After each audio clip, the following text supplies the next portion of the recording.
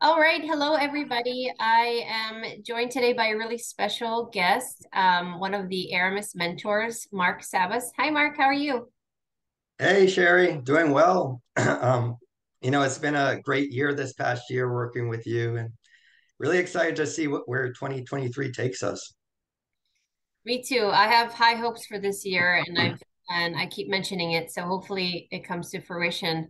But I invited Mark on my channel today because he is a mentor for Aramis Creative Learning Center, and he has a fascinating story, and I want to talk to him a little bit more and share him with the audience because I think the children absolutely adore you, Mark. I can't tell you how Thank many you. parents reach out and tell me they just love you so much. And I love you too, so I can see why that is. Thank you. And yeah, and I want to share you with the world. Before we get started, though, I just wanted to make a quick announcement for the Aramis schedule. I just added a new class. I'm sorry, I added two support groups. So starting this month, at the end of the month, we're going to start doing a monthly uh, parents of Starseed support group. So I'm inviting any and all parents, grandparents, caretakers to come on, and we are going to do Q&As, and I'm going to help guide as many parents as I can on raising starseed and spirited children. So that's new, and I've been talking about it for months. I finally put it together, and the idea is we'll do it monthly. There are limited spaces, so if you want to join in, reserve your space now. There's a small, donation required, but it really goes towards Aramis Collective and all of our projects. I also started a what I called an ambassador. I can't remember what I called it now, but it's an ambassador uh, creative group. So anyone interested in changing the education system for their children, for the children of the future, if you're a teacher, retired teacher, caregiver, parent, grandparent, and you want to talk about what is necessary and what needs to change within the education system, this is a planning and strategizing type of session. And I think it'll be great to get the creative minds going and start to co-create and make changes necessary for our children. And that will also be monthly. So check those out. They're two brand new offerings on the website on the aramiscreativelearning.com. Don't remember the dates, but it's at the end of January. Okay, so back to Mark. All right, Mark, why don't you tell everybody a little bit about your background, and we'll get started with that and how you and I came to connect with one another. But I want to start with your background a little bit. Yeah, well, I apologize for my scratchy throat, by the way, but yeah, it's a long story. I mean, I guess I'll start at the very beginning. Both my parents are European immigrants. My mom is from Calabria, the southern boot of Italy, and she came from a mountain town. And my dad's a Greek Jewish immigrant from a family very much affected from the Holocaust. And I was born and raised in Westchester County, New York. And I've heard you speak before, Sherri, about how we're targeted in the womb before we even come into this world. And I could kind of relate to that because my mom went through a very traumatic pregnancy. There had to be multiple interventions. In fact, at one point, my embryonic fluid was running low, so I had to get an injection of more fluid. I don't even know what to call it, but yeah, Amniotic, yeah. yeah, into my embryonic sac. So I went through a pretty traumatic pregnancy. I also have a twin brother, by the way. So he was by my side. He was kicking me a little bit, but he was by my side. Um, and I came out really premature, so I had to spend the first few months, or I'm not sure, a few months, but at least several weeks in an incubator that's my first introduction into this world. And it's a pretty traumatic way to come into this world. And I'm not unique in this way. I think, many star seeds and many souls in general come into a world of trauma. They're introduced to trauma right off the bat. And even before I could speak, I mean, this is another thing you talk about all the time, Sherri, mislabeling. Even before I could speak, I was already being mislabeled. I was because I would cry all the time when I would go into crowds. I could not stand large crowds. and I would just break down. I couldn't handle the energy. So I was actually diagnosed with something called, it has a name. I forgot the name for it, but some sort of hypersensitivity disorder. And like disorder, I should say in quotes. Uh, and when I could speak, I was very introverted. I didn't speak very often. Actually, a couple of kids would call me autistic, which kind of hurt at the time. And I didn't even realize this until a few years ago. But my mother, when she uh, when she was first trying to pick out schools for us, she told me a few years ago that she was initially considering uh, enrolling me into a school for with autistic kids and Asperger kids and like all these special kids. And this gets into the process of just labeling starseeds, labeling children uh, because they don't fit into society. They're black sheep. We think that something's wrong with them, when in reality, it's quite the opposite. I think because many starseed souls come from these higher dimensions of love and understanding, and maybe they're used to communicating telepathically, that they don't understand how things work here on Earth, and maybe they're meant to show us a better way to communicate. So I know I went way back, but I'll progress. As I grew up as a pretty left brain child, really into math and science. In fact, my father is a physicist. Before I was born, he was working at Los Alamos National Labs in New Mexico. There's lots of extraterrestrial lore surrounding that area. So I've always been fascinated in these subjects. And I guess you could say I've always, I was a good student, but I always suspected that there was something wrong with the world. I always had, the feeling that this isn't, this assembly line lifestyle that we see of just, uh, going to school and then getting good grades and enrolling in college and getting a good job. There's something, you know, wrong with that, or there's a larger reality with which we're not presented on Earth. And I remember even freshman year of high school, uh, I watched Zeitgeist, the movie that was one of the original, I guess you could say, conspiracy theory movies that was released back in 2006, 2007. So that was freshman year of high school, and that kind of introduced me to this whole rabbit hole of researching. And a little while after that, when I was maybe 15, 16, I was watching TV with my twin brother. And I remember afterwards, uh, by coincidence, supposedly, this documentary came on up about Roswell, New Mexico, about the UFO crash there in Roswell. They were going into all this incredible military testimony of recovered bodies and the supposed extraterrestrial craft that crashed in Roswell. But at the end of the documentary, I think this was on the History Channel, they were like, "Oh no, no, no, that didn't happen. That was just a weather balloon," or that's Yeah. that's you know they that was the official story that was presented. And I intuitively knew that, wait, Yeah. there's no way that was a weather balloon. And that got me further, down the rabbit hole of researching these subjects. I began researching extraterrestrial psi abilities, and I found all this evidence for it. And I was kind of naive at the time. I'm like, why don't people know about this? Like, Yeah. why is this information being suppressed from the general public? Uh, but yeah, it wasn't really until later, high school, early, when I was going to my college as well, where I got really into lucid dreaming and also astral projection, which is very similar to lucid dreaming. But astral projection, you actually literally feel like you're separating from your body and having essentially an out of body experience. It could feel so real that it feels more real than this reality.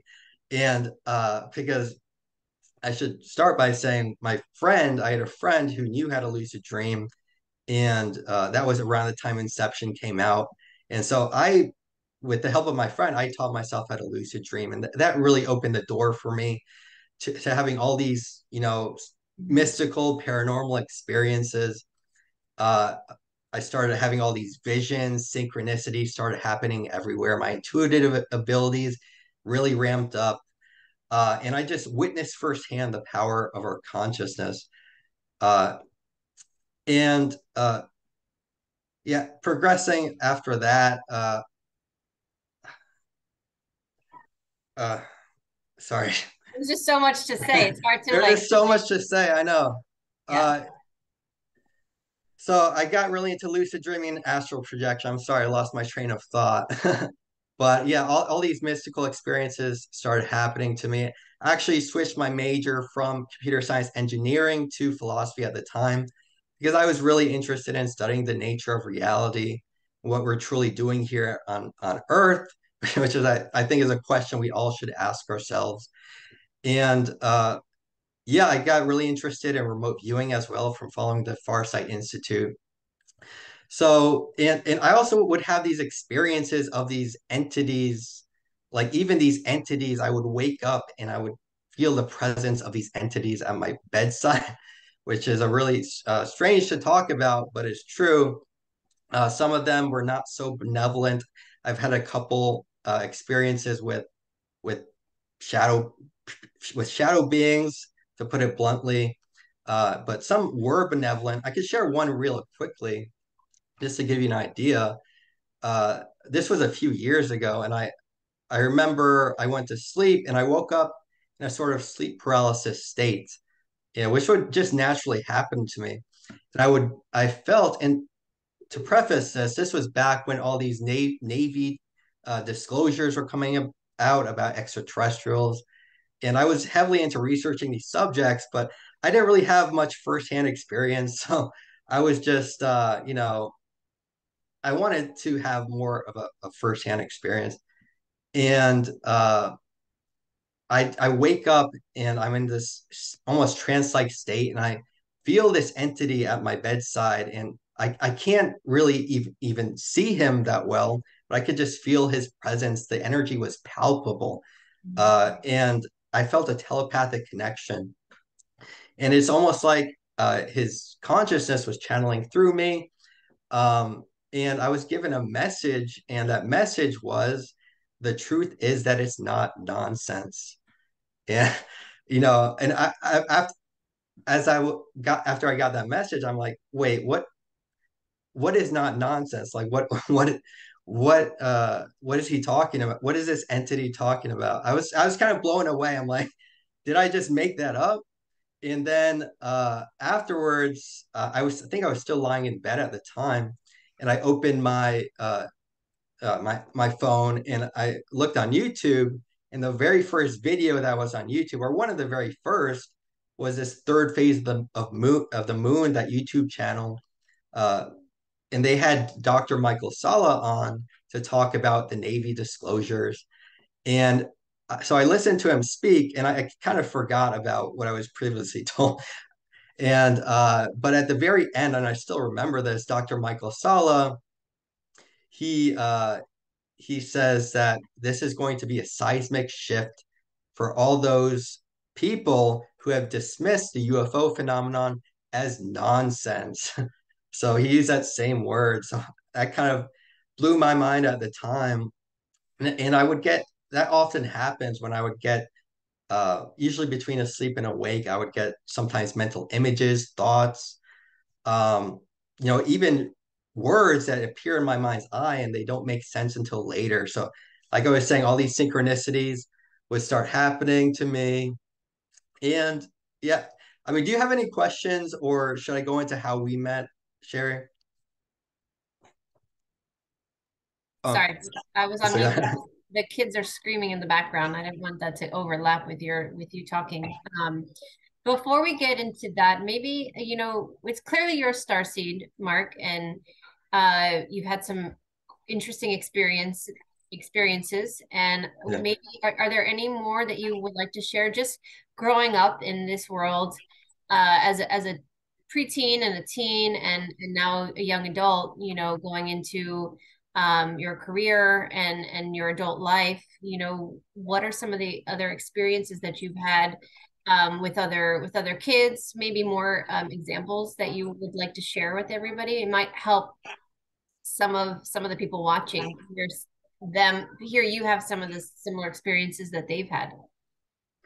Yeah, I mean, as a kid, I was always very introverted. Like I was saying, I would get made fun of a lot of the time, and I was always kind of strange. Like when other kids, I remember even back in high school, sometimes when other kids would be, doing other stuff on a Friday night, I was in my bed, like listening to these tones, trying to, astral project.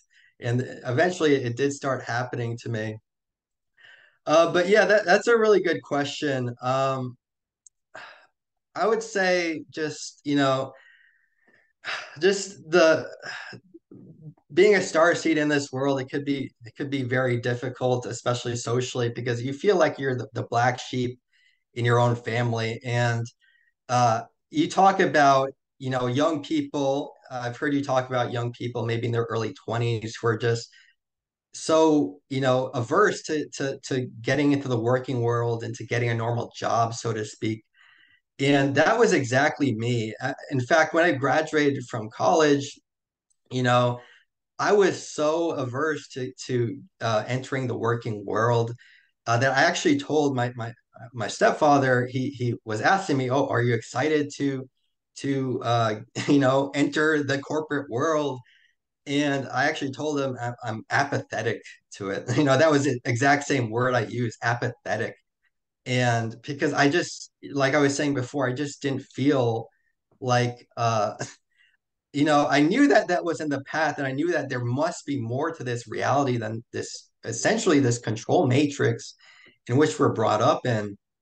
Um, and I understand people need to make money. I do have a 9 to 5, but at the same time, it's important to realize, and that's what I did realize that in a way everything we've been taught is a lie. Uh, and once you realize that we've been living in this control matrix, that's been formed to disconnect us from our true soul essence. And we're brought up in a world where we're not even taught about our soul, which to me is insane. We're raised in a world of insanity, to be blunt. But once you realize that, it is when you start to be free, because then you don't listen to what others tell you anymore. You realize that you're not the strange one, that really we've been living in an insane world, and to go against the grain is sanity. To go against the grain in an insane world is sanity. But yeah, that actually did uh kind of get me in trouble a little bit because I was so averse to entering the corporate world and doing things. I actually was told multiple times by multiple people, like, why can't you just be normal? I was told those words, and that actually hurt at the time, because I was told that by family members, um, family members who just wanted me to, like, get a job at Coca-Cola. And I would tell them, no, I don't want to get a job selling sugar water, selling poison to people. Right. That's That's not who I am. So I think many star seeds could really relate to that. Um, because yeah, that was, that was my situation. I just felt completely like, uh, de- I guess it is. depressed at the time, Yeah. because I didn't think there was anything, or anyone who thought the same way that I did. And obviously that's not true, but I thought that there might be something wrong with me. That maybe I maybe it's true that I do have like some sort of, people would say I have ADD or even like Asperger's or something. Maybe there was something wrong with me. Well, I think anyone watching this could probably relate to that.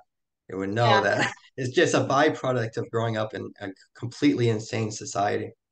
And it is, and it's funny you mentioned that about the career, because I went through the same thing. I never cared about money when I was a child, and I was Yeah. never driven by doing a job for money. It was always about what I was passionate about. And I was passionate about animals, and I was going to get a job working with animals. And I had somebody very prominent in my life tell me, you'll never be able to, you'll never be able to take care of yourself and make enough money. You'll always have to depend on a man to support you. And like that was devastating to me, because she was Yeah. basically telling me, you can't do this, otherwise you're going to fail at life and you won't be able to take care of yourself, and you're going to depend on on a man to care for you. And like that was earth shattering for me, because like there was nothing else I wanted to do. And I didn't understand why money was such a powerful part of my decision making, and why couldn't I just do what I wanted to do. And I think that that's a big revelation for the star seeds. The journey, what we call, a lot of people use the term journey of a star seed, because it truly is unique and different. And I believe that, many of us like you, Mark, come in to make change, to recognize and notice the differences that are longing for change that could be better. And I think that Right. through your experiences, to notice that you are different and you are unique, and a byproduct of that, unfortunately, is bullying. I mean, I can't most starseeds that I talked to, including myself, were bullied extensively throughout their life, because this world currently, and how it has been previously, is cruel, and it's very ego driven, very competitive.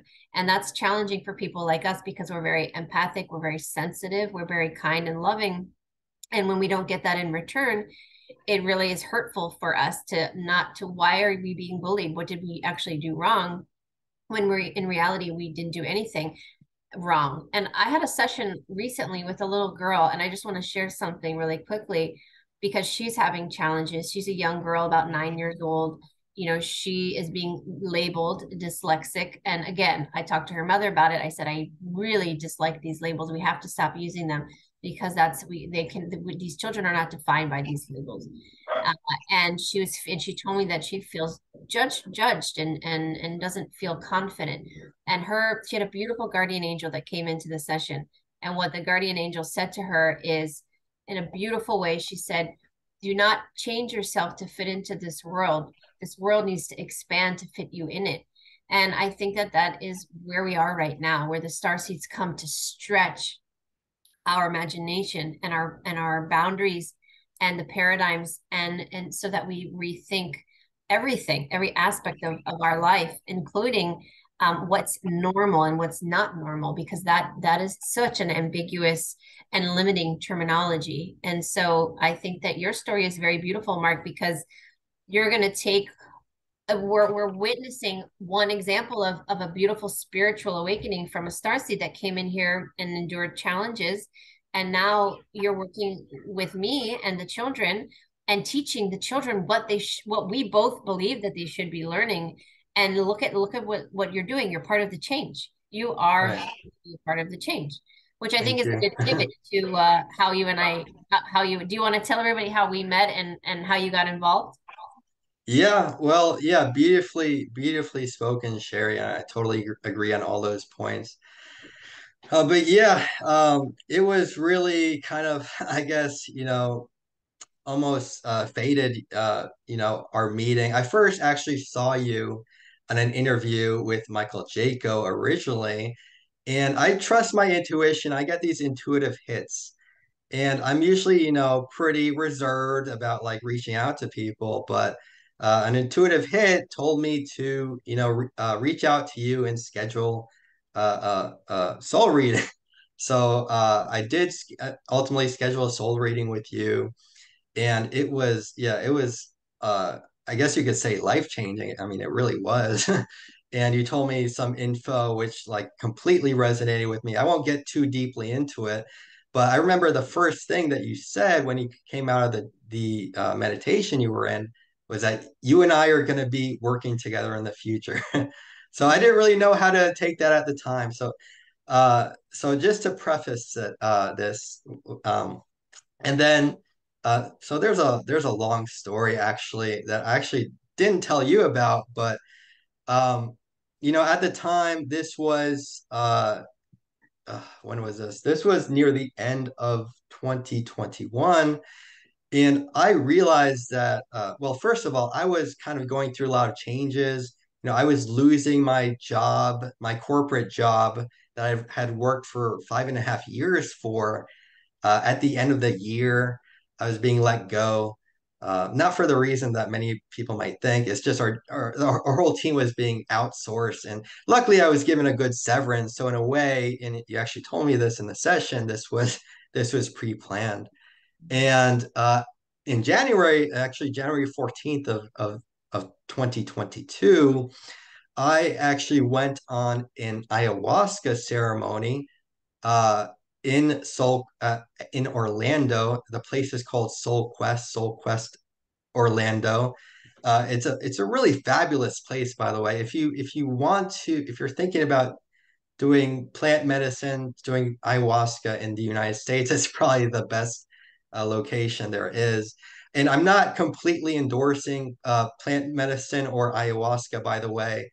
I actually I did go on a retreat back in 2017, and I just was not ready at that time. And so it was not a very pleasant experience back then because I was not ready. I was not ready to kind of let go of certain things, to let go of my ego, to let go of myself. And I just thought it would be a magical cure for everything I was going through, which is not. You have to do the work. So I'm not completely endorsing it. I would only say if you truly feel called to do something like this, then go for it. But you really have to truly feel called, and you have to be prepared, and you have to be respectful with regards to the ceremony and ingesting the ayahuasca, the plant medicine. And so it was a 3-day retreat. And actually, I should also preface this by saying the week before I went on that ceremony, I saw you post, I think it was on YouTube, I saw a post by you about hiring new teachers. So that was like the week before I went on this ceremony. So you sent out a call for teachers to apply. And it was in the back of my mind that you said that thing about us working together in the future. So like I said, I didn't really know what to make about it. But I went on the ayahuasca retreat, and once you ingest the plant medicine, you kind of just have to let go. You have to surrender, and it's trying to take you to these new spiritual planes, these spiritual heights. And any ounce of ego cannot come with you. Any ounce of yourself, or should I say, the illusion of yourself, what you really think is yourself. Um, like I remember, I was just sitting there, kind of like in meditation after I first ingested it, and people were purging. They call it purging around me.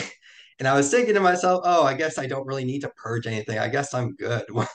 uh, right afterwards, I'm not even kidding. Like right afterwards, I feel this feeling in my stomach, and yeah, I purge. I like, Yeah. I start purging all that out, and I get a message, purge out. I think it was like purge that your pride, purge your arrogance, something along those lines. So you have to be willing to really let go of yourself, let go of your ego. But once you do, and it's a tough process, but once you do, you're just open to these higher spiritual dimensions. I saw clearly how this world is a sort of illusory. It's sort of an illusory matrix, and these higher dimensions with which I was connected are more real than this world. I guess you could say this world is sort of this matrix we live in is sort of a projection or a shadow of this higher reality. And we already, and it bleeds through from this higher reality. So we already make plans, or things are already spiritually orchestrated, I should say, on this higher plane before they bleed through to our reality. And but yeah, it was beautiful. The second day I did a daytime ceremony. I felt all these native spirits helping out with the ceremony. They were channeling through me at certain points, and uh, actually actually, it took place in 2 days, I should say, because I did a nighttime ceremony, then a daytime ceremony, and then that night I did another ceremony. So I was blown completely open, basically by the end of it. It was really hard at certain points, but once you get past that point, once you break through the egoic shell, then it becomes a profoundly beautiful experience, and you're communing with this higher intelligence. I was seeing butterflies everywhere, and I was by the third night, I was essentially in touch with this very Christed intelligence or Christed aspect. And I can't say for sure whether there was an aspect of myself or another entity. That's probably besides the point anyway. But it was, it was taking me through certain lessons. Non-judgment was a huge one. Non-judgment of others, like especially in today's day and age, we're so polarized. Even in our community, we're so polarized and constantly getting into these internet battles, and because we have different perspectives on something. Well, you never know. You, just in general, you never know what someone's going through. They have their own set of experiences, and all you can see is a slim like shell of this person. All you could really see is what they present the world with, and you never know what people are going through. So it's really important to, not judge other people, but also not judge yourself. We really have to let go of judging ourselves. We all are on a spiritual journey, and we all slip up. It's inevitable, but you can't judge yourself for that. Maybe you're a vegetarian, you ate some meat. Well, you can't judge yourself.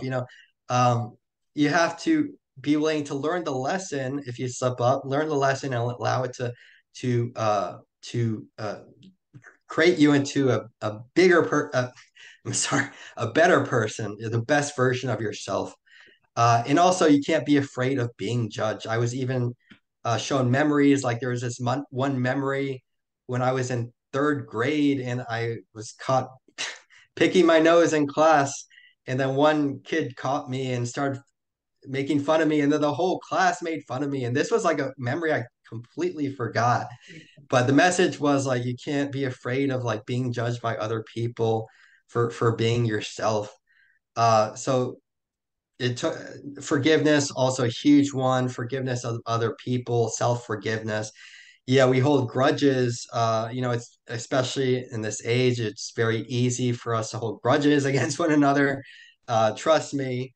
But what's holding on to hate going to do? It's like you're willfully drinking poison if you just hold on to that grudge, that hate against other people who might have done you wrong. And it's okay to cut cords, but at the same time, forgiveness is essentially what breaks the wheel of karma. Forgiveness, in a way, sets us free. And also forgiving yourself for any transgressions that you might have done in the past, for any previous mistakes, because that's not you. You're constantly recreating yourself anew in every infinite moment of creation, essentially. And we have to forgive who we previously were in order to create ourselves in this now moment. And you know, I was not only shown that this reality is sort of illusory, but also our self, our ego self, I should say, is also an illusion. And I was given a message that a balance must be struck between humility and self-love. And the reason for that is because ultimately there is no self. And by that, I mean the little s self, the ego, the shadow self. Ultimately, it's very important to love yourself, but ultimately, at the deepest level, there is no self. Because it's kind of paradoxical, but ultimately you are love. So it's important to love yourself, but also realize that at the ultimate level, you are that divine love expressing yourself. You are that infinite consciousness expressing yourself in the here and now moment. Any conception, any mental conception of yourself by your past, you might think you're a bad person because you did something in the past. Any conception of yourself, that is illusion. The real self is what's behind the ego, behind the thinking mind. The real self is that, the infinite consciousness is that stillness, the stillness of God, I could say. And yeah, I was getting to something with this. So I did. So I was given all these messages, and it was a very beautiful experience. And I also remembered you talking about what you told me during the session. And like I said, I saw that you were looking for teachers beforehand, and I actually when I was communing with this intelligence, with this higher intelligence, I kind of I sent a thought projection. I brought that up, and uh I'm like, is this what I'm supposed to do, like, and because I wasn't like a teacher, I was kind of unsure of myself, but the ego works both ways. It not only comes in the form of inflated arrogance, but also self-doubt. It's constantly telling you can't do something, and the message I received is, yes, like, you have more than what it takes, go for it. And I was essentially showing, like, yeah, this is part of the plan. Like, the things have already been spiritually orchestrated, and they just have to play out in this reality. And this is a mission that's being divinely supported. I could get into some more messages I received soon after this experience, but yeah, I was essentially shown that. And then the week after I came back from that ceremony is when I applied and started working for Aramis. Yeah. So I have the Yeah, merch you now. have the shirt on. Oh, I love Yeah, that's my favorite one. You know what's yeah, funny about what our connection, our reconnection rather, is, in that first announcement, I think I got over 50, 55 or so applications for the first round. I think a little bit more, but some of them were repetitive. And I went through, and I think I personally, because I needed at that point, I would no one else looked at them but me. I needed to vet everybody, and I chose the top 10. And I remember your application, Mark, and I want everyone to know that I didn't remember. I talked to so many people. I honestly don't remember the person I talked to last week. Okay, so like I don't keep that memory here. Like I, even if I wanted to, I'm not that I'm not that cool. So I didn't even know who you were. You didn't mention it in your application. yeah, It's not like you said in your cover letter, "Oh, we talked or had a set reading together." yeah. I I didn't want to didn't know say who you were. that. Yeah, and I'm glad Yeah, you did. I'm really glad you didn't, because yours was my top. I remember you were my top out of the top three that I had, and I ended up inviting you on our team. And I don't even think that you told me our connection until much later. So I still didn't know. So I hired you to be a part of the team, and I still didn't know you and I had a session. And it was like, I don't know how long after that, you probably remember, but you told me one time, you're like, Sherri, do you know that we had a session together? And I kind of remembered at that point, I was like, gosh, yeah, I think I do kind of remember having a session with you, but I don't yeah, remember what I said. And you're like, you said we were going to work together. I was like, get out of here. Like, that's crazy. Like, I had totally yeah. didn't even know that. I mean, I And knew it at the time, but I had forgotten. And I think that's really, I just want everyone to know that when you don't force things, life is very synchronistic. And I truly believe in divine timing and divinely guided, which is why I use that term divinely guided a lot. And Mark and I were divinely guided to each other when the time was right. And all the things that you learned in that ayahuasca session, one, were probably necessary for you to get the courage to right, apply, because you were like in the door before I had even finished reading your application. I just needed to make sure you weren't, a creeper and on your interview. And I'm like, I got to see this guy and talk, right? Because you never know. You could write anything on a paper on an application, but that was an important pivotal part of your journey. And not everyone has to do ayahuasca to no, receive definitely messages not. like that. But for you, Yeah, it was necessary. And the judgment programming, I just want everyone to know, is deep and also subtle, and people don't actually realize it a lot of the time. Like, think about all the movies and television that we watch, and think about all the times that you watch a show or a movie where they have this character that does something, and you find yourself hating that character so much because of their behavior. And it's valid what you're thinking, because it goes along with the narrative of they're really a bad person. But what they're doing there is they want us to feel anger and hate and rage towards someone. And the character's not even real, it's just a story.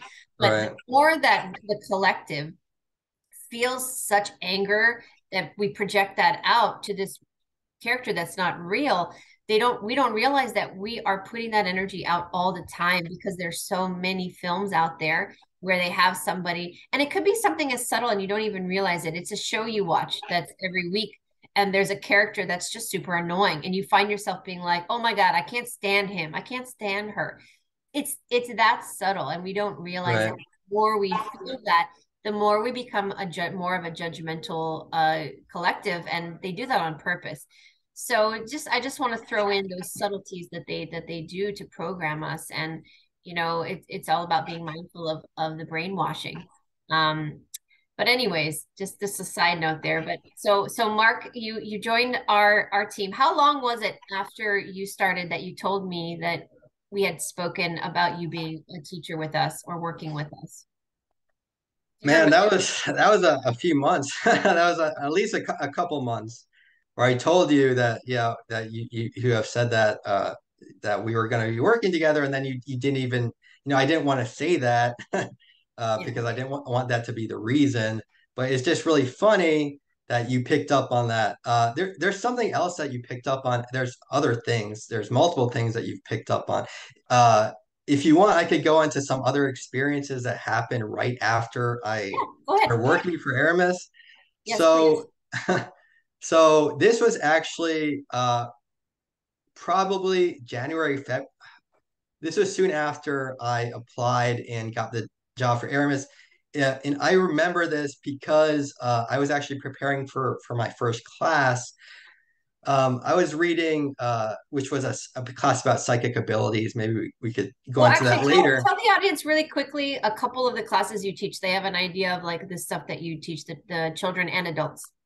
Yeah, I mean, I actually got 3 pages of, of classes that I teach. You teach a lot. So with you and with Carly and Julia, we're constantly, creating new classes. But the very first class I ever taught was all about consciousness and moreover about superpowers and psychic abilities. So it's about tapping into your inner Jedi. And, I've only taught really this class for kids. And I show them videos of these spiritual masters and talk about how to access your psychic abilities and do fun exercises with them as well, with ESP cards or there's exercises that we can get into. There's also this group geometry game which the kids absolutely loved, where you just pick a simple geometric symbol and a color, and then just try to mentally, one person is the receiver and one person is the transmitter, and you just try to pick up on what the receiver is sending, and try to read Yeah. the shape first and then try to read the color. So the kids absolutely loved that, and they were they were incredible at it. It's really incredible, once you believe. And one thing I showed them, one video I showed them uh, in a couple of these classes, because I'm constantly switching up the classes, is this video of these kids that are reading perfectly with blindfolds on. And it's absolutely incredible. And they actually have a whole academy in Utah where they're taught to read the energy. They're taught to see things with the blindfold on. And it's a form of remote viewing, really. It's just tapping into this quantum field, this interconnected field of consciousness with which we're all connected, this field of uh, information that we can access at any time. The trick is to just, you have to convince the ego, you have to convince the mind to believe that it's possible and to let go of its limiting beliefs. So yeah, that's one class I teach. As a side note, I did mention earlier I was really interested in remote viewing. I'm not claiming to be an expert remote viewer or anything, but I do know the methodology from reading books and following the Farsight Institute for many years, and something we can all do. And I do know the scientific methodology. And I do have adult classes as well that I've taught about remote viewing, also with startling results. Yes. Really startling, like people who have never done it before, and they pick up on, that I do a practice target at the end, and it's really incredible. And even in the remote viewing army programs and the CIA programs, they found that anyone could do it. But I taught classes about the soul, the studies into the soul and reincarnation. I've taught that for children and adults. I've taught a class about starseeds. One of my probably more popular classes is the one about extraterrestrials, That's UFOs, and galactic civilizations, which we could get more into. As a kid, even I remember first hearing that we like about extraterrestrials and that we might make contact when we're older with extraterrestrial civilizations when I was like 10 years old. And that just struck a chord like deep within me. Because my soul, and I'm sure many people can relate, their soul knows because they've been through all this, they know that there's this larger reality. So, you know, I would have loved to learn about all this when I was a kid. And I take them through, the different extraterrestrial civilizations that have actually been visiting Earth and their cultures, and also all the other evidence, UFO videos, crop circles, which they're extremely interested in, military testimony, everything that has to do with extraterrestrials. And then, other classes, you name it. I've taught class about Greek mythology. My father's from Athens, so I've always been interested in that was a that. special class for me because I approached Mark because my son Skylar, he's 10.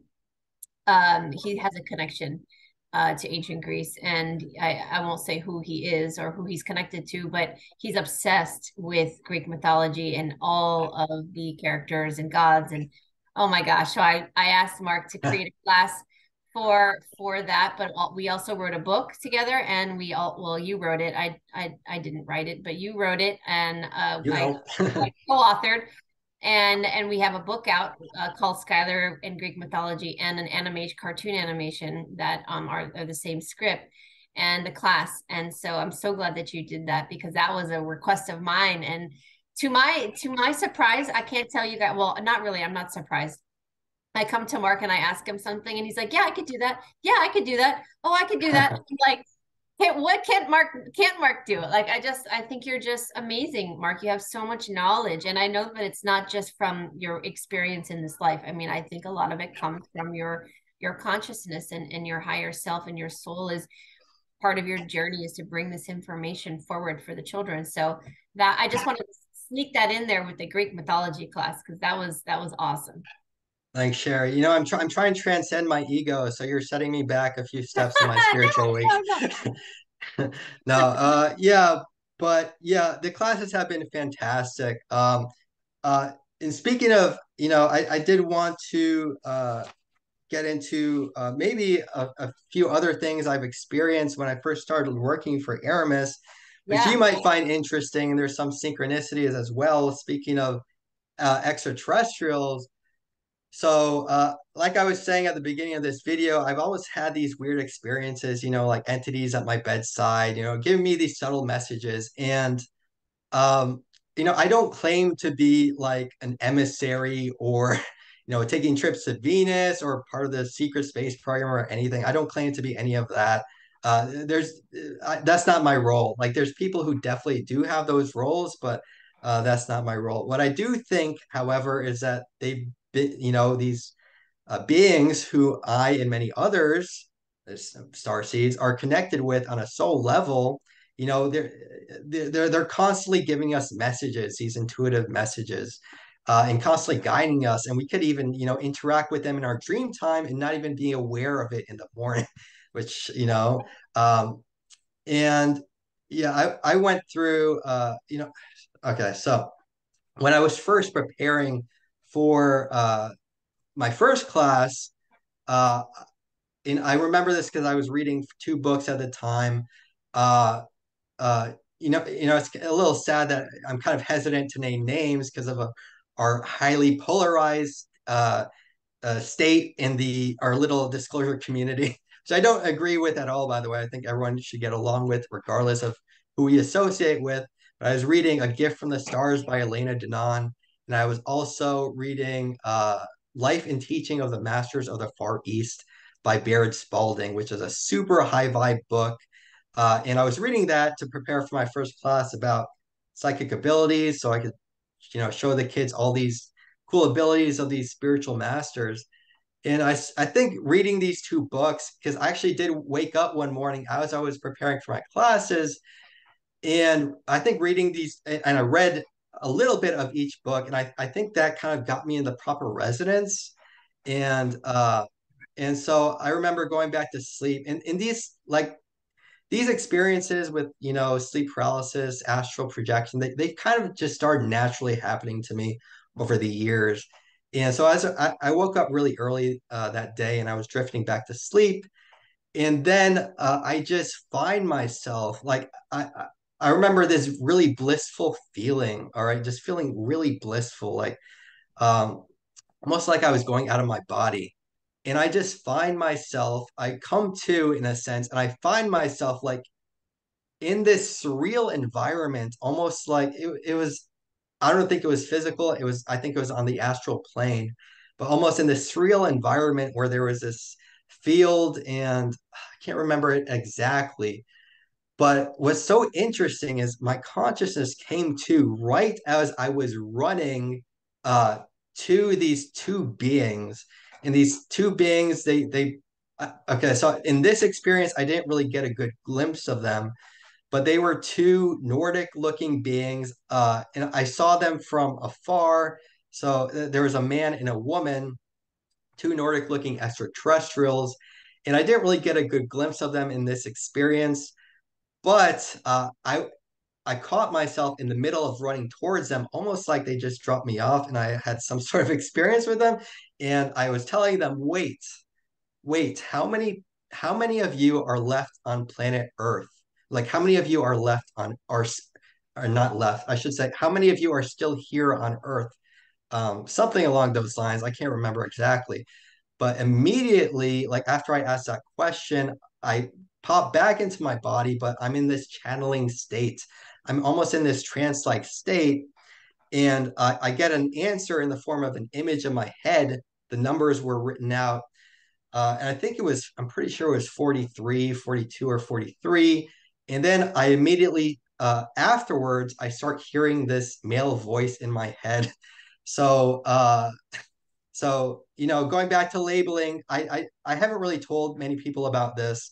And if I did, then they'd probably call me schizophrenic, which is pretty unfortunate because just think of how many, people who are labeled in that sense. I'm not saying that there are people who there are no people who have, I'm not saying that, delusions don't exist, but just imagine how many people who are labeled with schizophrenia who are these natural psychics and shamans, and we just don't understand. Yep, I But agree with that very much. Yeah, so in my previous experience with telepathy, it was almost like with my own mental voice, if this makes sense. But in this experience, and some experiences afterwards, it was not like that at all. It was literally like I was hearing a radio transmission in the middle of my head and this male voice on the other end. And that was what was so uncanny about it. So I stayed in this channeling state for, maybe a couple of minutes. And he starts telling me, well, also intuitively, I should say, I felt these beings I felt that they were from Alpha Centauri. That was just an intuitive hit that I got. I also was getting Lyra, but that might have been their original lineage, but I felt that they were from Alpha Centauri. And so the male voice starts telling me essentially. So I can't remember his exact words, but they essentially were telling me that they are coming. Uh, that it's going to be very beneficial for humanity and for our governments and whatnot. Again, I can't remember the exact words, but that was a general message that they're coming to assist humanity and that they've been here as well. And then he starts telling me that many things from past lives are coming up for us to clear.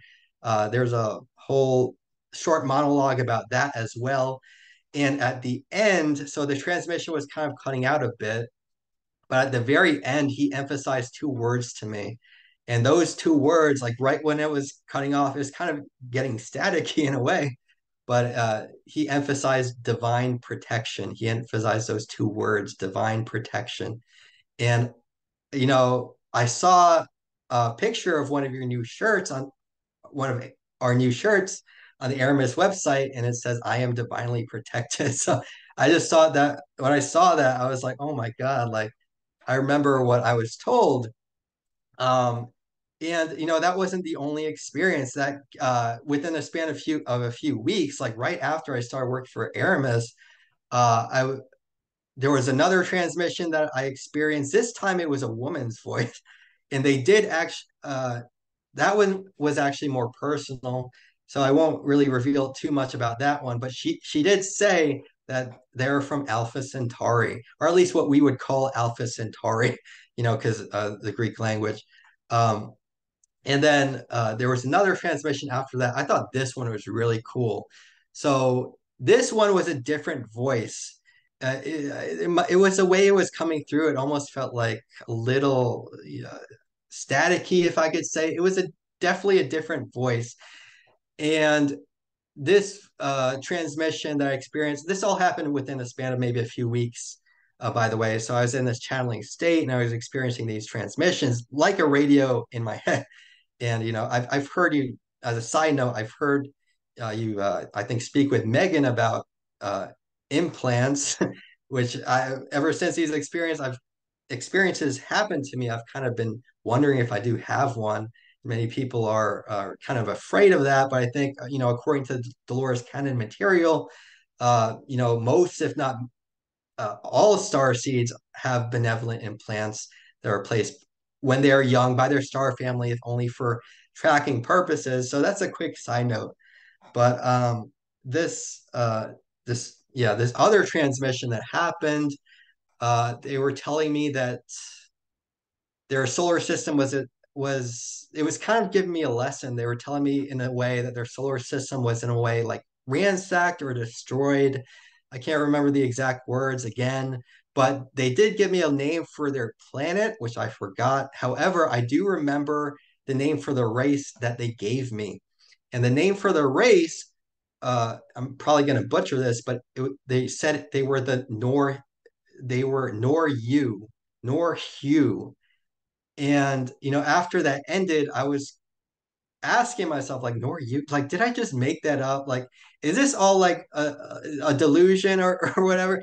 And as I was thinking that, the telepathic connection was still active. So I literally got clear words in my head, and the word was Hugh man.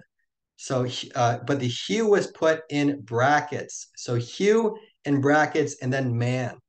And uh, and the message was, in a sense, find out what that hue means, HU, and then you will understand the message. So it wasn't until I mentioned at the time I was reading Elena Danon's book, A Gift from the Stars, uh, and but I think at that time I was only beginning that book. Later on, like admittedly, I think I had heard her speak about the Nora race from the Pleiades, but I had no idea what the HU was. At first I thought it had something to do with light, like hues of light, like we're these beings of light. And when I got to her, there's an ancient Lyran language translation in that book, A Gift from the Stars, and I immediately got an intuitive hit, and I see the HU on there as one of a suffix, and it means, according to that book, it means child or offspring. So kind of like offspring of a race. And I actually did see there's other races, they had that hue suffix at the end. So then that all made sense in a way, because they're telling us, hue man, we are the offsprings of man. And according to that book as well, uh, our race originates from the man system in Lyra. And they were telling me that their solar system in a way was ransacked or destroyed. Well, yeah, that makes sense too. So that, like, immediately that clicked. So I thought that was really cool, and that was confirmation in a way. And but I still wanted like more direct experience, more direct experience. So one night in meditation, I sent out, and we're all connected. Starseeds, we're all, not only starseeds, like everyone, all consciousness is connected, but starseeds, they have a soul that has evolved on other planes of existence, other worlds, and they have star family, and those are usually their guides, their star family, and their higher selves. And we're always connected, and through consciousness, we're always being monitored. So even our thoughts, So I was in meditation one night, and I sent out a strong thought, like, "Come on, give me more than this. Like, I'm ready. Like, I'm ready for more direct contact." Mhm. So I find myself. So that was late in the night, and then I find myself. I just find myself like out of body at times. I find myself, it was in the astral plane. It was almost metaphorical because I was walking through this hotel environment, and then I hear this ding on the side, and the an elevator opens. So again, this is sort of a metaphor. These beings coming down to greet me, and within the elevator, I see clearly this like very tall Nordic-looking being. Um, Short nose, big eyes, long straight hair, and and I immediately like I'm in complete shock because I've had many lucid dream experiences in the past, and this was nothing like I've ever experienced. This was like no dream character that I've ever experienced. I immediately knew that this was real, and I was in such shock that all I could do was, so I thought I would be ready, like uh, if I ever, come face to face with an extraterrestrial, not even physically. This wasn't even physical. This was on the astral plane. But all I could do was just stare in shock and point. And I was literally like, alien, alien, alien. Like I was just repeating alien because I was in such shock. And he walks right up to me, right in front of me with a smirk on his face. And he didn't even have to say anything. Like the message I got was like, "Yeah, I'm an alien to you. Like, get over it. Like, get over it already." Right. And I felt this like incredible energy, and I just come snap back into my body with my heartbeat pounding, and an extremely visceral reaction, which is how you know it's real. Yeah.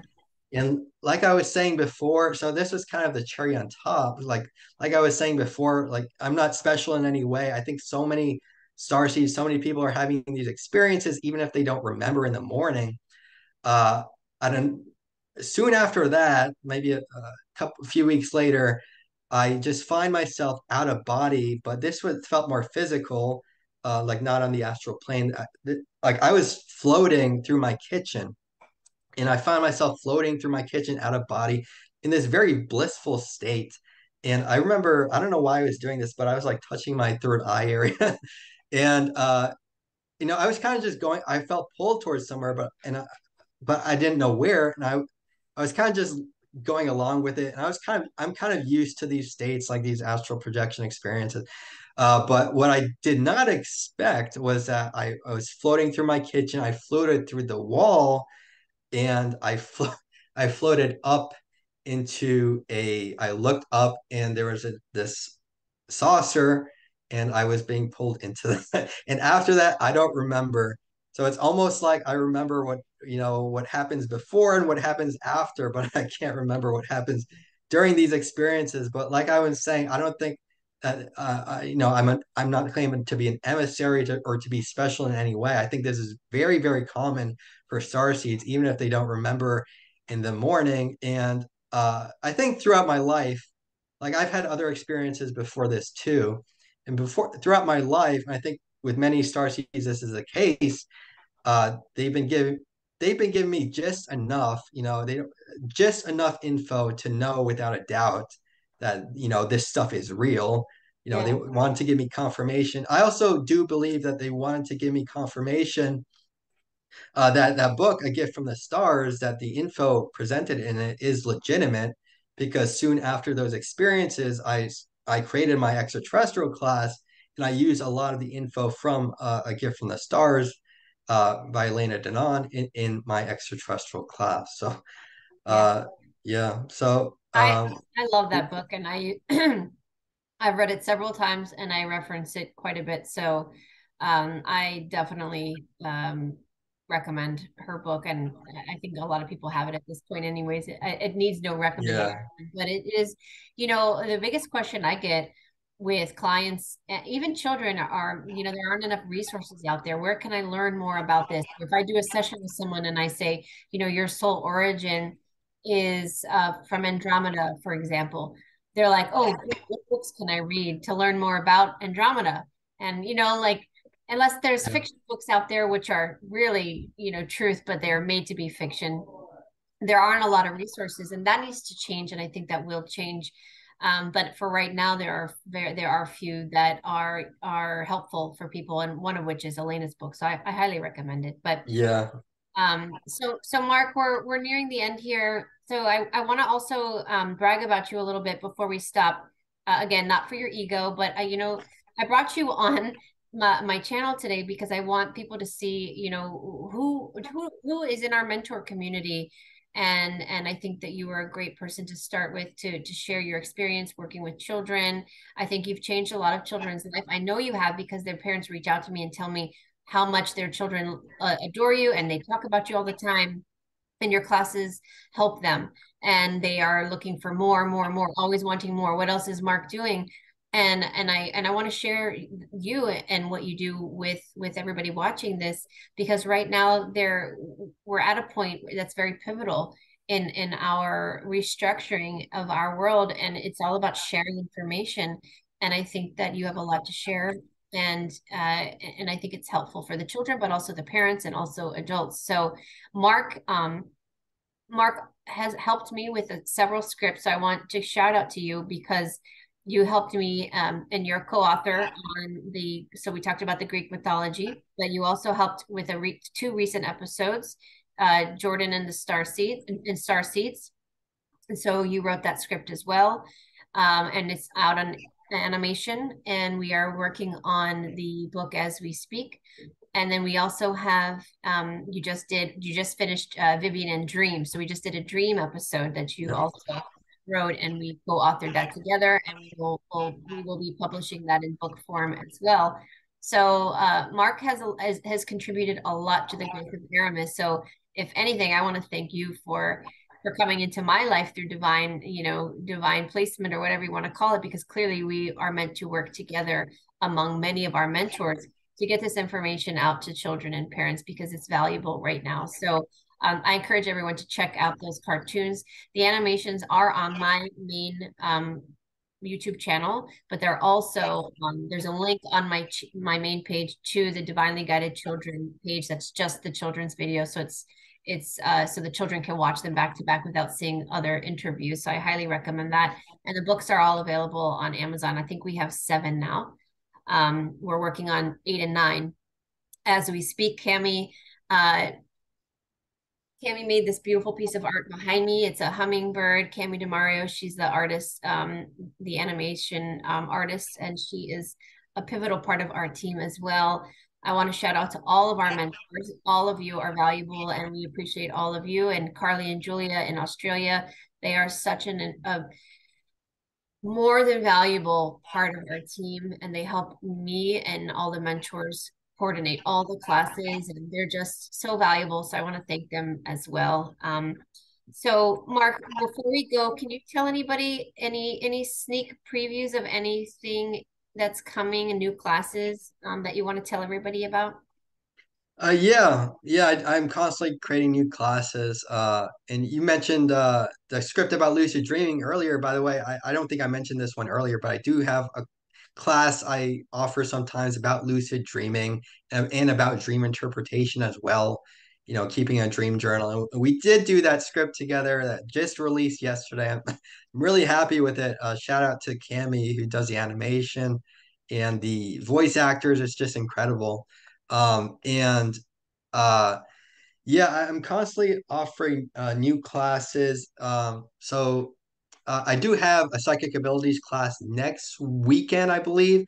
But I do have, after that weekend, I do have a sacred geometry class, which is all about, That I'm was me. I yeah, put a call out. I said, who can teach this class? I want it. And then of course, Mark came no, forward and said, I'll teach that it. was the synchronicity because right before I got that message about teaching that class, I was actually, my dad was visiting and I was talking to him about like the Merkaba, which I'm wearing right now.